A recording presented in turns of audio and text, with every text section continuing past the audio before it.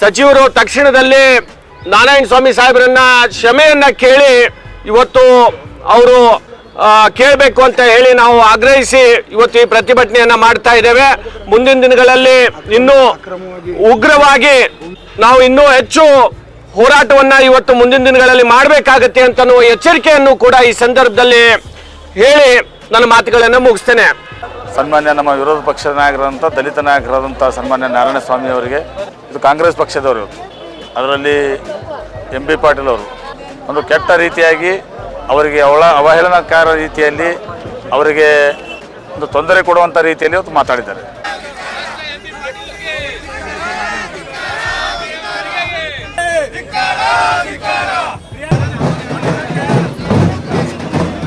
This video is sponsored by Mahalakshmi Jewelers, Manu Multi Speciality Hospital, KBN University, Imran Silk House, Bharat Chicken Center, Al Sharia Group of Institutions, Big Neuropsychiatry Hospital, and by Rich Tea, Swad Mein Richness.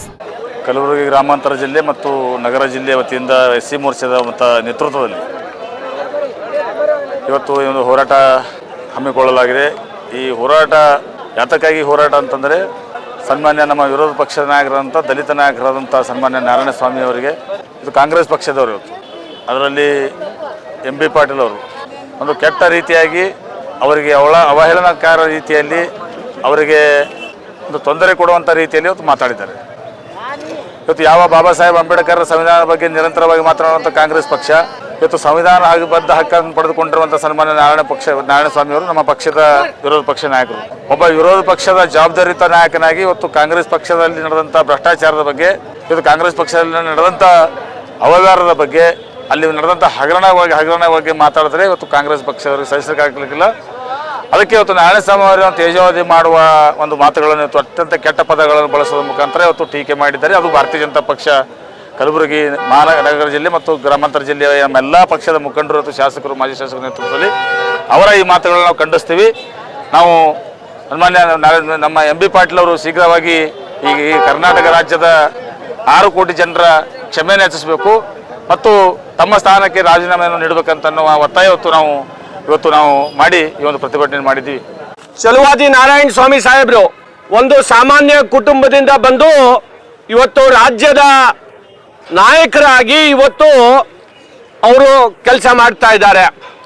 ಆದರೆ ಅವರು ವಿರೋಧ ಪಕ್ಷದ ನಾಯಕರಾಗಿ ಪರಿಷತ್ನಲ್ಲಿ ಇವತ್ತು ಸರ್ಕಾರದ ವಿರುದ್ಧ ಆಗಿರುವಂಥ ಹಗರಣಗಳಾಗಿರ್ಬೋದು, ಸರ್ಕಾರದಲ್ಲಿ ನಡೀತಾ ಇರುವಂಥ ಅನೇಕ ಏನು ಆಡಳಿತದಲ್ಲಿ ವೈಫಲ್ಯಗಳು ನಡೀತಾ ಇದೆ, ಅದು ಎಲ್ಲವೂ ಕೂಡ ಇವತ್ತು ಜನರ ಮುಂದೆ ಎತ್ತಿಡುವಂಥ ಕೆಲಸ ಇವತ್ತು ಚಲುವಾದಿ ನಾರಾಯಣ ಸ್ವಾಮಿ ಸಾಹೇಬರು ಮಾಡ್ತಾ ಇದ್ದಾರೆ.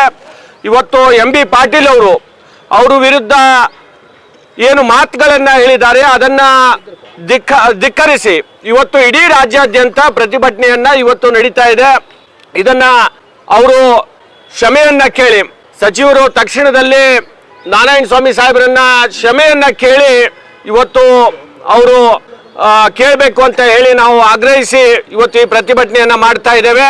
ಮುಂದಿನ ದಿನಗಳಲ್ಲಿ ಇನ್ನೂ ಉಗ್ರವಾಗಿ ನಾವು ಇನ್ನೂ ಹೆಚ್ಚು ಹೋರಾಟವನ್ನ ಇವತ್ತು ಮುಂದಿನ ದಿನಗಳಲ್ಲಿ ಮಾಡಬೇಕಾಗತ್ತೆ ಅಂತ ಎಚ್ಚರಿಕೆಯನ್ನು ಕೂಡ ಈ ಸಂದರ್ಭದಲ್ಲಿ ಹೇಳಿ ನನ್ನ ಮಾತುಗಳನ್ನು ಮುಗಿಸ್ತೇನೆ.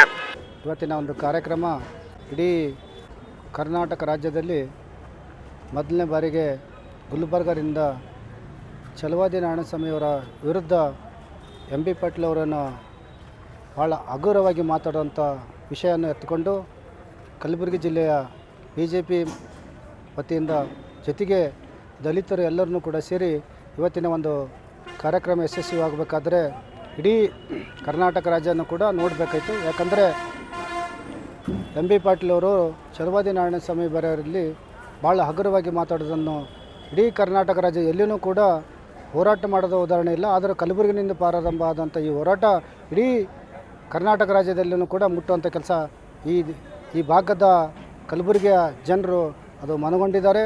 ಇಡೀ ಕರ್ನಾಟಕದಲ್ಲಿ ಒಂದು ವೇಳೆ MP ಪಾಟೀಲ್ ಅವರು ನಾಳೆ ನಡೀತಿರುವಂಥ 17ನೇ ತಾರೀಕು ಕ್ಯಾಬಿನೆಟ್ ಸಭೆಯಲ್ಲಿ ಬರುವಂಥ ಸಂದರ್ಭದಲ್ಲಿ ನಾವೆಲ್ಲರೂ ಕೂಡ ಅವರನ್ನು ಗೆರವು ಹಾಕೋಂಥ ಕೆಲಸವನ್ನು ಕೂಡ ಮಾಡ್ತೀವಿ ಅಂತ ಮಾತು ಹೇಳುತ್ತಾ ಅವರು.